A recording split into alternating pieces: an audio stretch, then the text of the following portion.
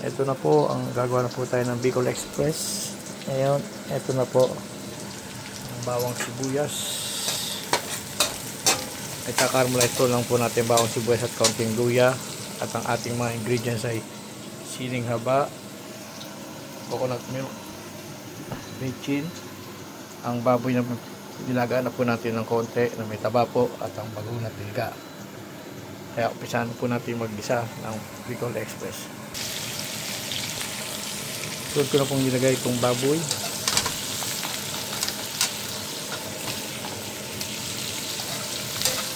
Tangkot lang po natin itong konti ito sa bawang sibuyas at luya ng konti.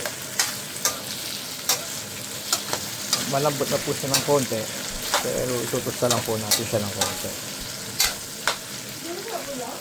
Kaya binibidyo ko lang ito. Staduin lang po natin ng konti.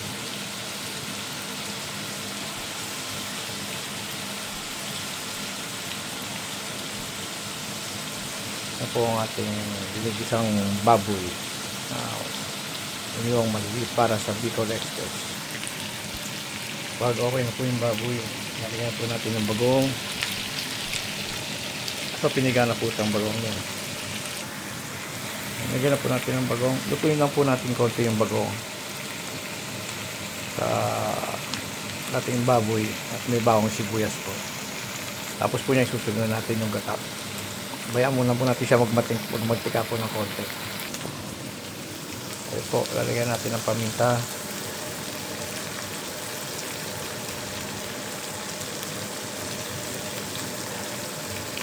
Konti lang po.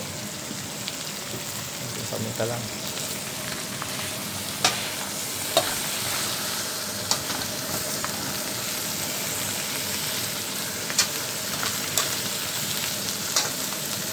Ayan po ang shortcut ng pagluto ng Bicol Express. Ayan na po, medyo ayos na po siya. Pula-pula na po. Susunod natin gagawin na ilalagay natin ang coconut milk.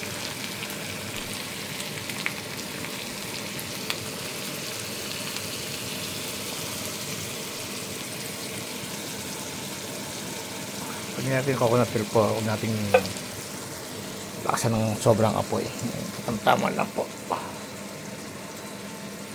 Tamang apoy lang.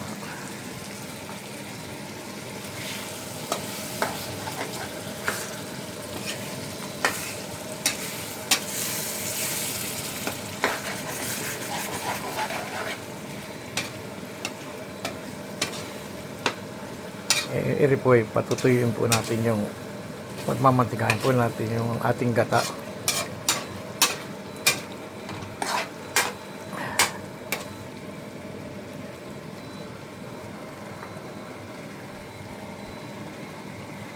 Yan po.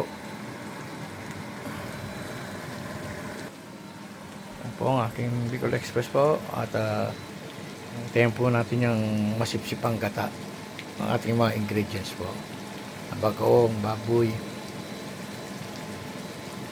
Sisipsipin po yung gata. Patutuyuin po natin ng konti mamantika bago natin isunod ang siling haba. Ayan po. Hindi po umangang yan po. Kasi natin Bicol Express mangang. Hindi po. Depende po sa inyo. Ayan na po siya, matutuyo na, malapit na, nagmamatika-mantika na po siya. Makikita po natin na nagmamatika na ang ating Bicol Express. Ito lang po ang shortcut ng pagluto ng Bicol Express. Madali lang po. Ito, masarap po ito sa kanin. Po siya, malapit na po natin. Medyo, di pa po yan, pwedeng ilagay yung siling haba. Gusto ko siling haba lang, half cook lang po. Medyo crunchy po. Mantika. Nakita nyo na po yung mantika sa ibabaw. Pero malapit na siyang matuyo ng konti. Nakita nyo na may mantika na yung ating gata.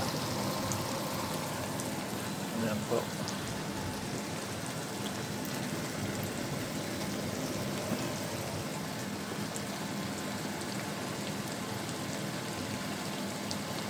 Yan po ang oras po dito sa UK ay 9:30 po. Medyo madilim na po. Ayan yung po garden namin. At madilim na po. Ayan po. Pero malamig po.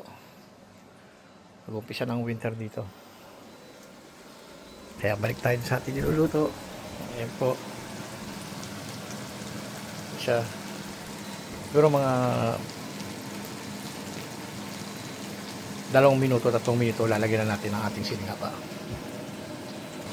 So, nagmamantika na po ang ating Bicol Express. Lalagyan na po natin ang siling haba. Ayan yung pong pangsigang natin. Pero dito po sa UK, medyo manghang ng konti po yan. At ito na po ang ating finish na Bicol Express. Ayan na po. So, siya. Yung mga mantika, oh. Kita nyo, oh. Kaob na naman ng kanin ito. Bye-bye po sa muli po. Kung Kuya Uro.